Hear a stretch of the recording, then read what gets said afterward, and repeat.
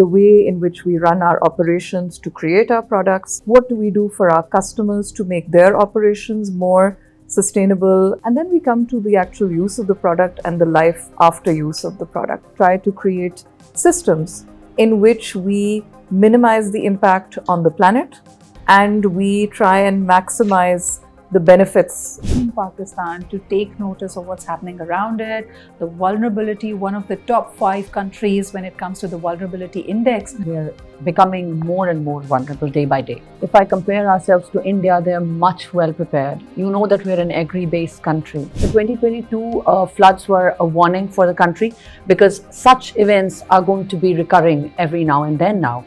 We had droughts the same year. We had GLOF episodes in the same year.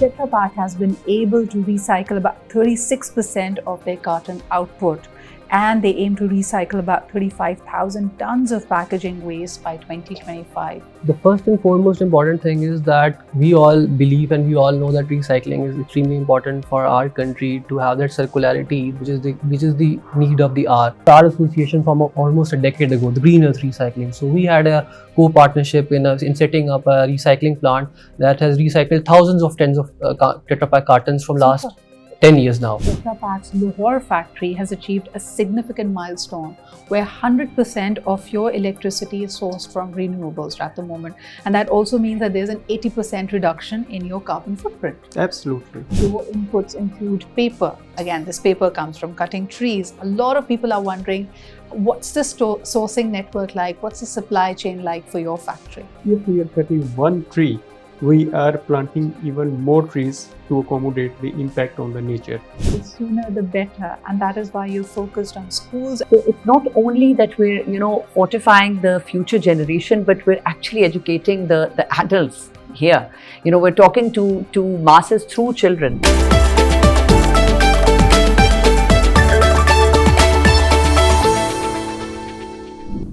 Assalamu alaikum and a very warm welcome. You're watching DawnNews English exclusive with me, Sidra Iqbal. We often feel that the world that we have, the systems that we have inherited, are all from our ancestors, when the reality is that we've borrowed it only for a short window from our children. What happens to the world and the planet, especially looking at the vulnerability to climate change that we are experiencing at the moment, is something that we must all be focused on. Very recently, I came across the Sustainability Report 2023 by Tetra Pak Pakistan. This is a report that emphasizes Tetra Pak's commitment to food systems, to environmental protection, to social progress, and to circular economy initiatives. Wanted to delve into it more and understand what this is all about. What are some of the insights that have been discovered, and perhaps how the plans are shaping up to mitigate this challenge. So joining me for this conversation is an eminent panel. Let me take this opportunity to introduce them to you.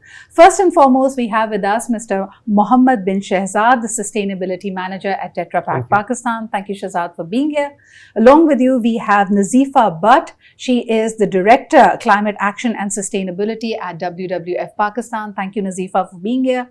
And we also have in the house on the panel, the Regional Communications Director, Greater Middle East and Central Asia with Tetra Pak, Sonia Kiani. Thank you, Sonia, for being here. My pleasure. Last but definitely not the least on my panel, Mohammad Waqas Ali, the Factory Director at Tetra Pak Pakistan. Welcome everyone to this conversation. Thank you. We'd love to know more about this report, and we also have Nazifa telling us more about what's happening in the region and her independent understanding on the matter.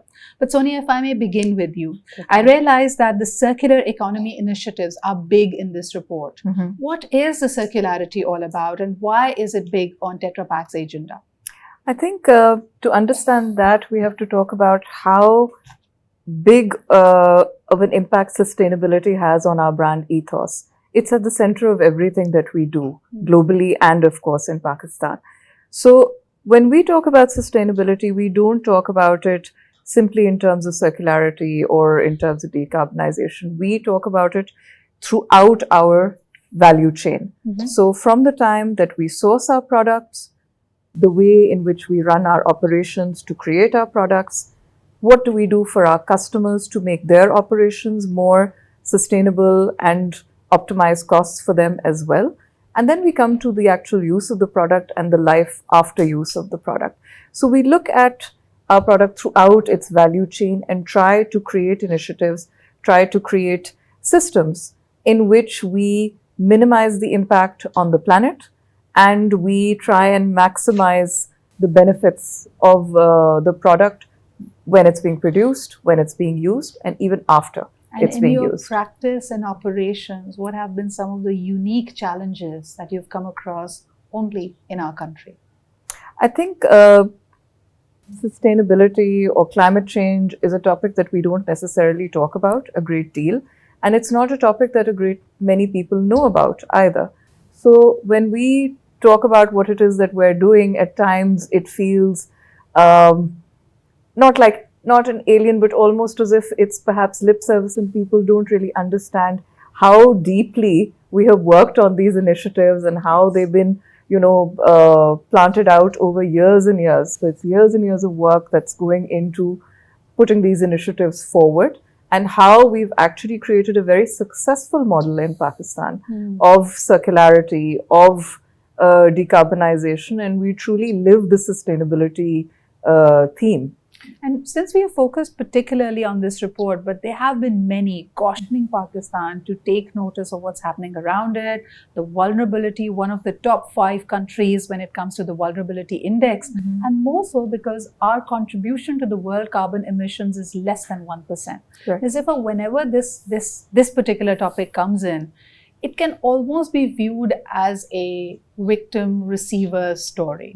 Yes, we have less contributions, but does that make us less, reactive or responsive to bringing about change? I think we are lying in a geographic zone where we are becoming more and more vulnerable day by day. Firstly, if I compare ourselves to India, they are much well prepared. You know that we are an agri-based country. Yes. And the rain patterns changing and the weather patterns, disrupting the crop yield and economic losses associated with it, and a lot of jobs that people are losing because of it. In that sense, I think we're losing and we are at loss, and we're not well prepared as compared to India, because they are now moving towards more climate resilient seeds, and looking at us, we're still in the R&D phase. However, I would not say that it's a very bleak situation, because the government has taken many initiatives, just like the Billion Tree Tsunami, and also now Recharge Pakistan, which is a flagship project. It's one of the kind project for floodplain management. The 2022 floods were a warning for the country, because such events are going to be recurring every now and then now. We had droughts the same year.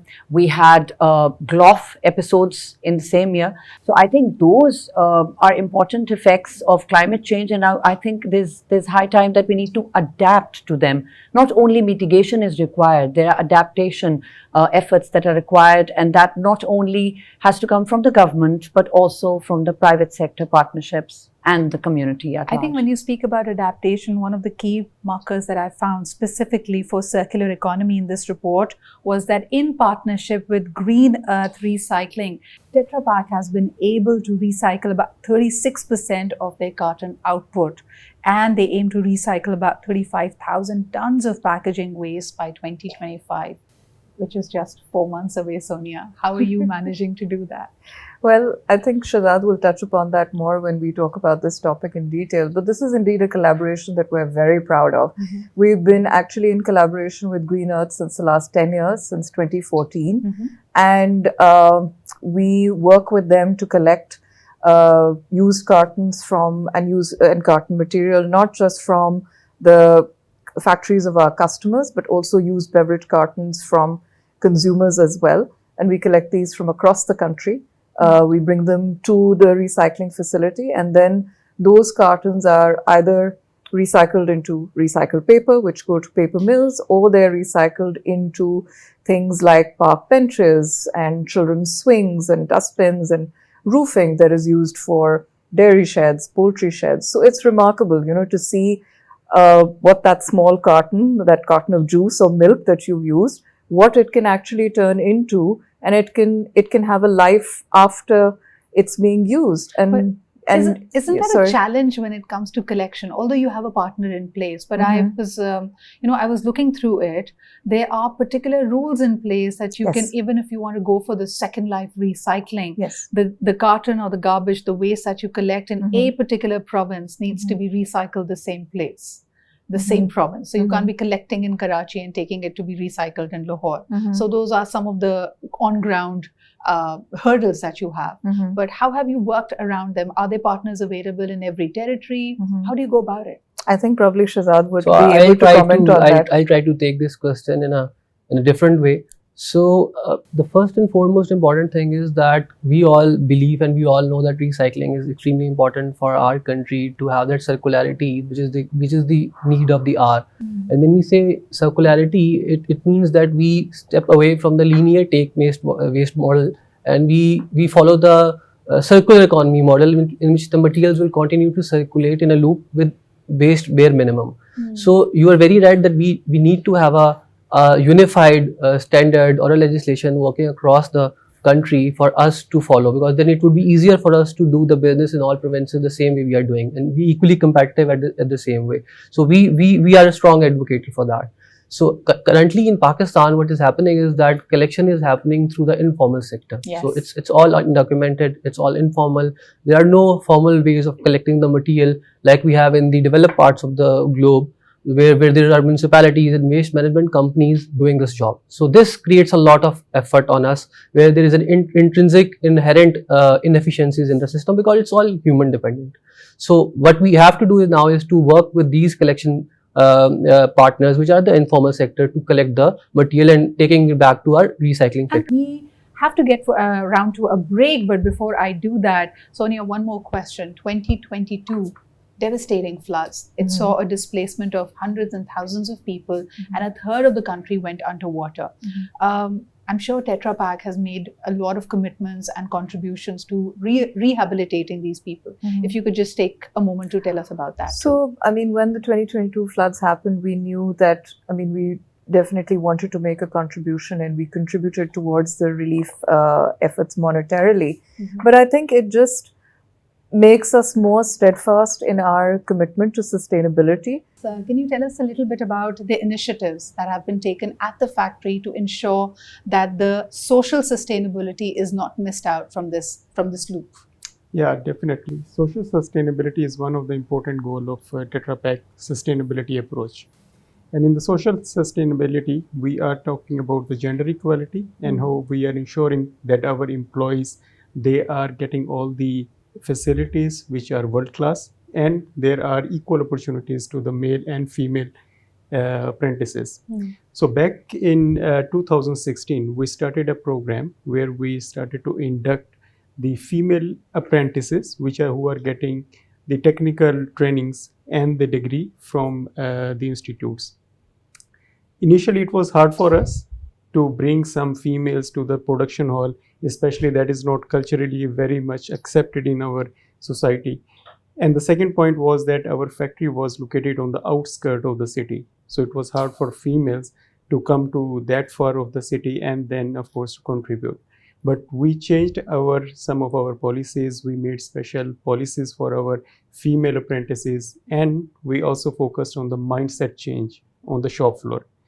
And the result was that back in 2016, we started with 5 technical ladies on the floor, and now we are at 26. So almost 5 times we have increased. And I think what people forget to notice is, when we talk about vulnerability of the community, Nazifa, probably you could shed some light on this, that children and women are the most vulnerable in any community when it comes to climate change as well. We recently had this harrowing piece talk about how the monsoon rains this time and the monsoon floods have actually pushed a number of underage girls into marriages just because sustenance was needed. Yes. So, I mean, women and children are extremely vulnerable to climate change. Yeah, and they're highly malnourished.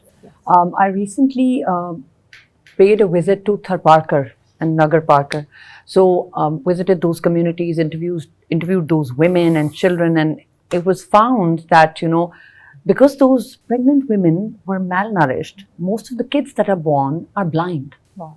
Because there's lack of water, because of water scarcity and adequate potable water sources, it was very difficult for those women to actually, get the right nutrients to actually nourish themselves and, have healthy babies. And just like you mentioned, and what Shahzad was mentioning, there are loopholes in the collecting processes as well. And I mostly see these garbage pickers to be young kids who have no protective gear, and they're sorting out garbage, collecting it. And I'm sure that's where innovation and some revisiting is needed. Exactly. So with these challenges we have a lot of opportunity to take care of. All those nations that have a very high recycling rate, what they have done is they have integrated this informal sector into the formal system. But they have done is that they have given them the social protection in terms of the child care, the nutrition, the health, the basic provision of the PPEs to go and collect the waste in a proper way, in a humane way.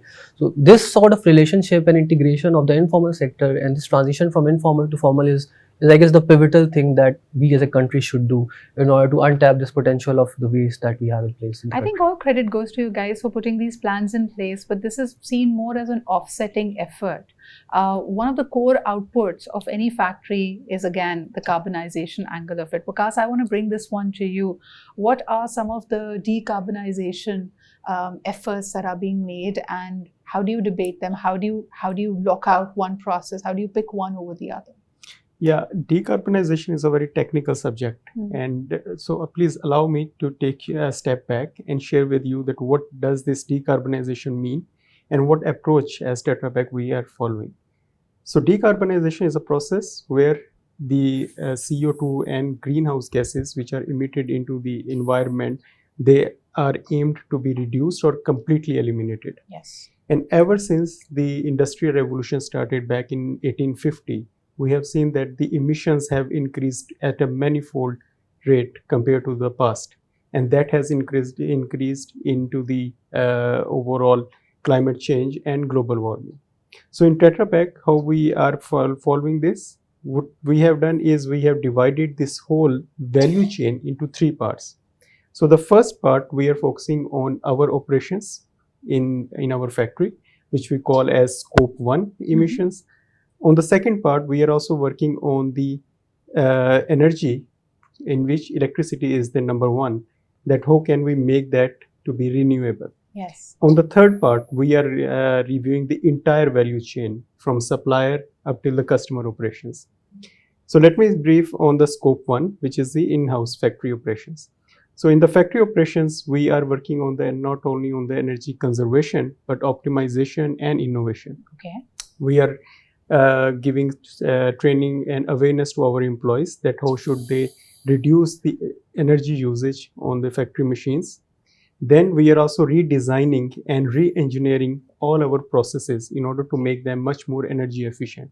Is that the reason why they say that Tetra Pak's Lahore factory has achieved a significant milestone where 100% of your electricity is sourced from renewables at the moment? And that also means that there's an 80% reduction in your carbon footprint. Absolutely. Okay, so how does that happen? When you talk about renewables, again, the way of doing about that would be that you set up a renewable energy plant yourself. Is that what you've done?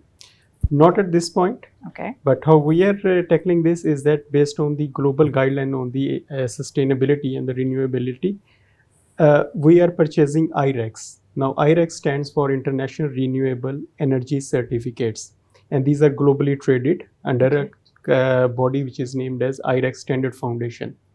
So what does it mean? Whatever consumption of energy we are purchasing in our factory, we pay certain amount to the IREX Foundation, and because of that, then we are given the certificate of the sustainable and renewable energy.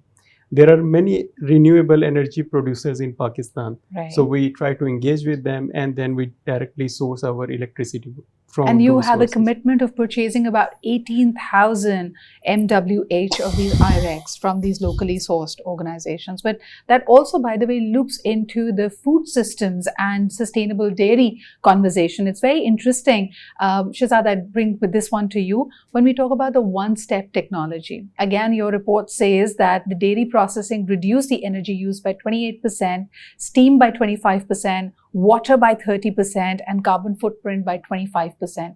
Can you tell us a little bit more about the one-step technology?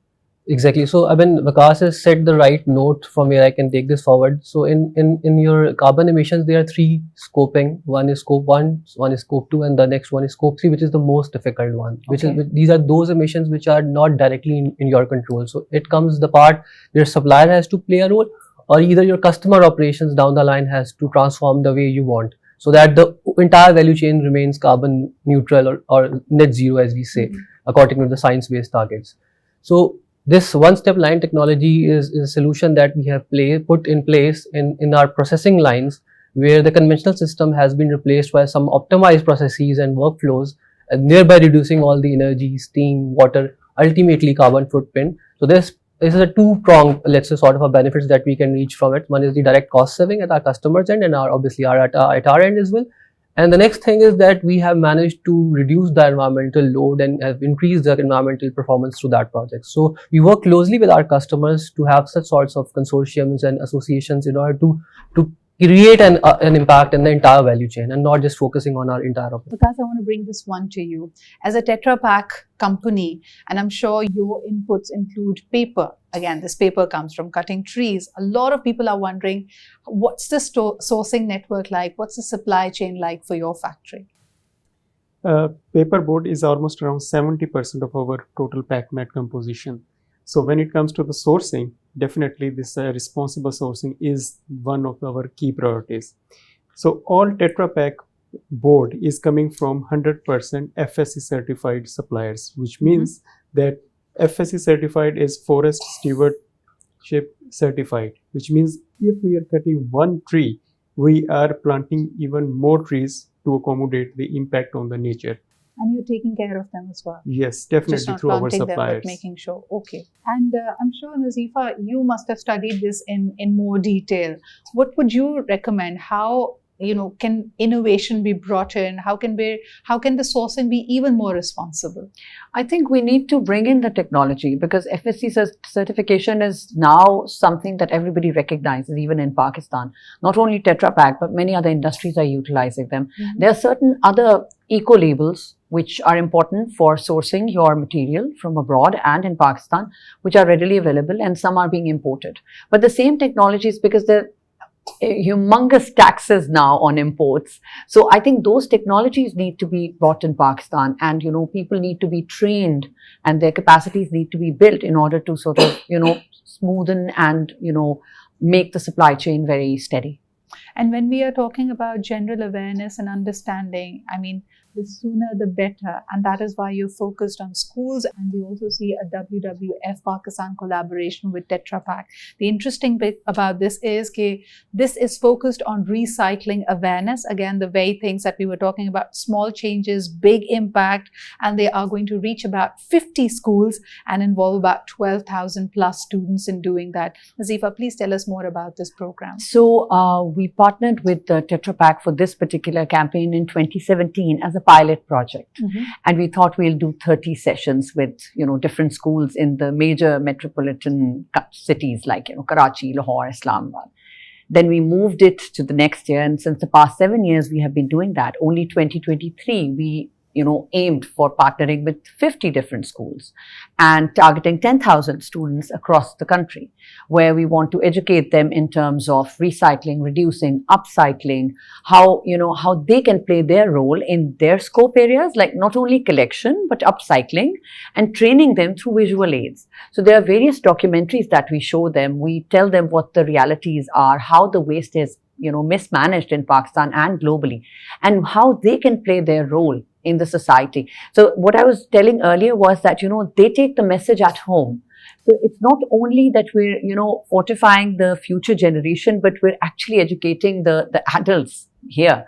We're talking to masses through children. Yeah, this is so interesting, reaching out to so many schools and really making the young adults to be the catalyst and bringing about this change in society. What has been the feedback, and how have parents and schools and communities responded? So I'll give you a first-hand sort of a feedback in this, because I was the one who was with WWF on the on-ground sessions while we delivering to the students. So first of all, it was very heartening to see the level of awareness these younger generation has.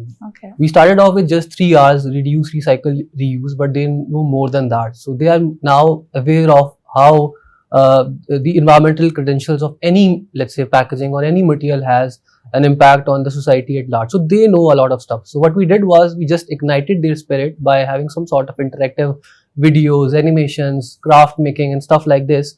And this time what we did was that we also gave them this challenge that you can make your school win if you can collect this much number of Tetra Pak cartons. So we gave them this task for a period of 3 to 6 months where we advised them to collect as much as possible. So from the outcome of this whole event, we have managed to collect more than 50,000 packs. That translates to almost of 1200 kilograms of the packaging waste that we donated to our recycler. And are there plans to expand it further? Like you've had this last program start in 2017, but has it been running regularly? So it's exponentially increasing since then, and we have a plan to ramp it up the way we want. But for that, we also need more partnerships, public-private partnerships, like-minded partners to be in there to help us reach to that level of scale where we can have a massive sort of a collection coming in from these schools and academia. So this is another avenue which we are exploring. But for now, so far, it's so good.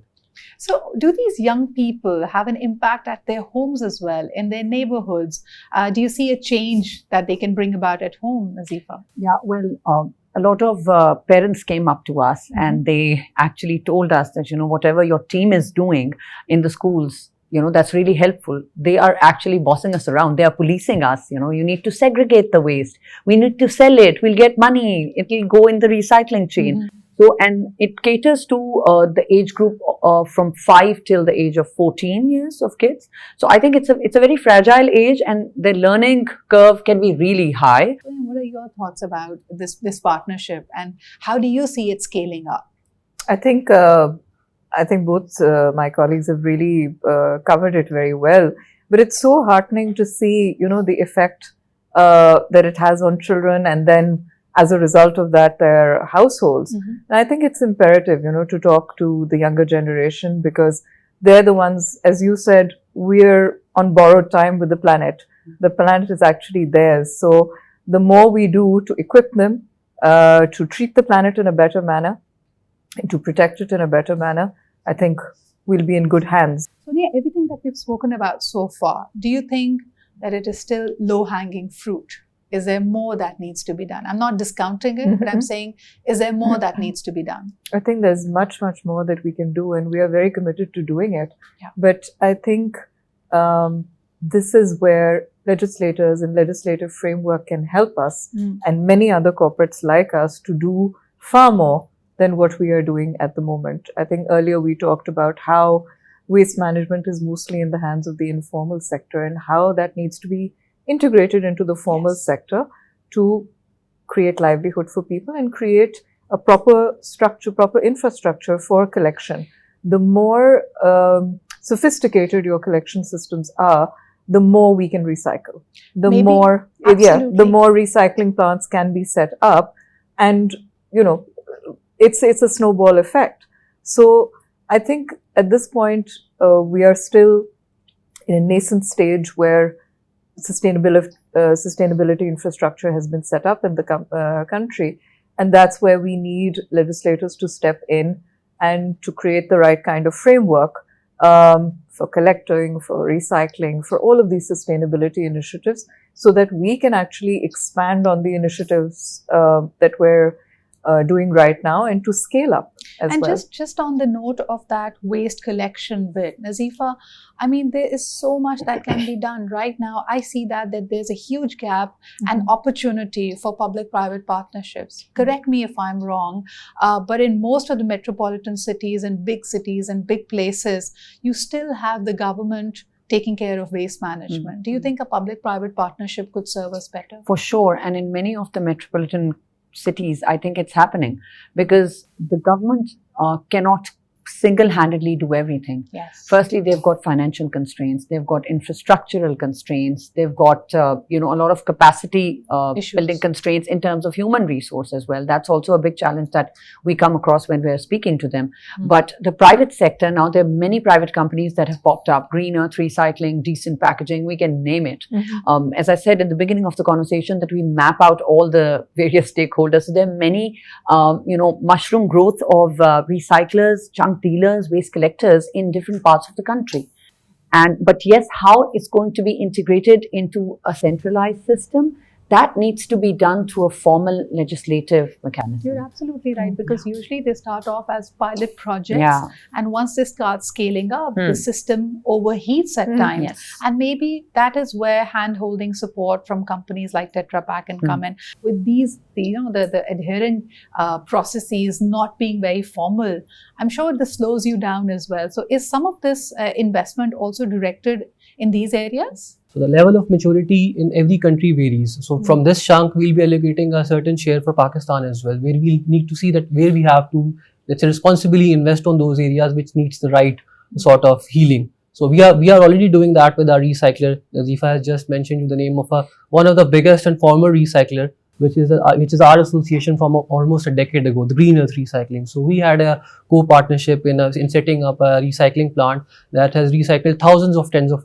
Tetra Pak cartons from last 10 years now. So we still see that sky is the limit, and there are certain areas where inclusivity is the key. The government stakeholders, the legislators, the policymakers, the municipalities and the private sector can join hands at one table to see where we can take this forward to a next, let's say, level. Absolutely. So I think I want to go back to the decarbonization efforts that are being made by Tetra Pak.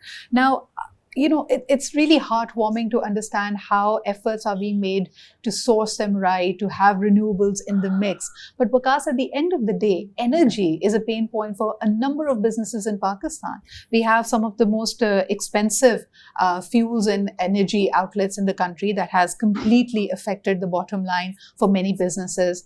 What can be the learning from the decarbonization efforts of Tetra Pak? How do you balance business with future and make it sustainable? Well, you are absolutely right. Energy is not only the pain point of the industry, but also the domestic users as well. So, on that front, I think as a manufacturing sector, we have to take a lead on that one. So, we are done with the IREX and purchasing the sustainable certificates. Now, what is next in our plan is the solar power plant installation in the factory in order to shift us completely off the grid and make our own power, which will definitely be quite cheaper compared to the grid station. Then when it comes to the sharing of our experiences to the rest of the industry and community, we have a strong link with the academia. We are working with LUMS in order to have even more innovation on the energy optimization. Then on the community side, we are also working with the Sundar Industrial Estate. More often, we try to have a collaboration on the standards formulation, what type of guidelines should be there for the waste disposal. So on many different fronts, we are talking with the community and sharing our experiences with them. I think that's important. Nazifa, do you see media as an asset, as an ally in this entire conversation? Do you think efforts of this nature gets enough screen time, or is media helping push this agenda of putting climate vulnerability in center stage? I think now, since there's a lot of government interest since the past 5 years, it has been a growing inclination towards climate action and sustainability, and bringing in the private sector in the limelight as well on media, both electronic and print and social media. I think social media and digital platforms have acted instrumental in doing so.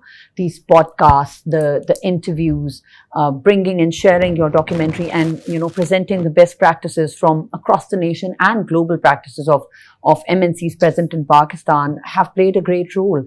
And that's why we're trying to connect dots and connect companies which are smaller to bigger giants like Tetra Pak and other companies. And we've seen that in the past 5 years' time, that there has been an immense growth and immense increase in partnerships. Would you wish for, Shahzad, more public or more state-given incentives for this transformation? Because anybody who commits themselves to sustainability measures, it is a cost. The transformation is very resource intensive.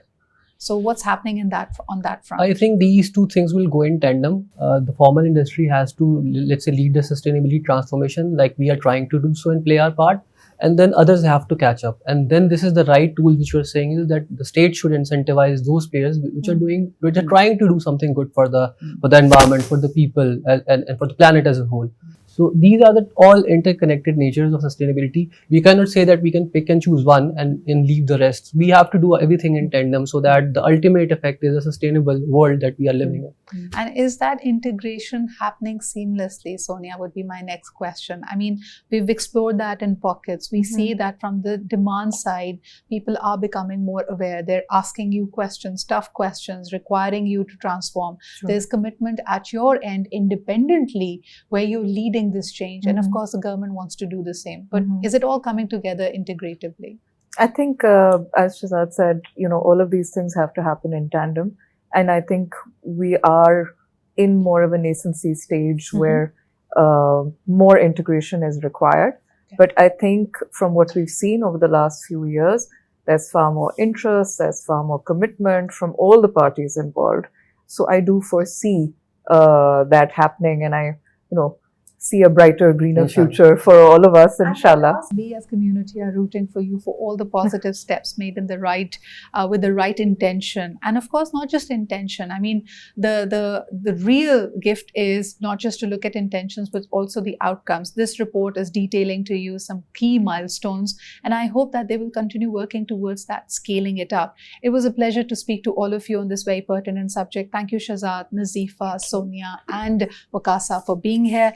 And with this, ladies and gentlemen, this exclusive comes to a close. But if there was an aha moment for you or something that you did not know of, please do let us know in the comments and feedback. And do feel free to share it with those who you feel will value it and will learn from it. With this is Sidra Iqbal signing off. Until next time, take good care of yourself. Khuda Hafiz.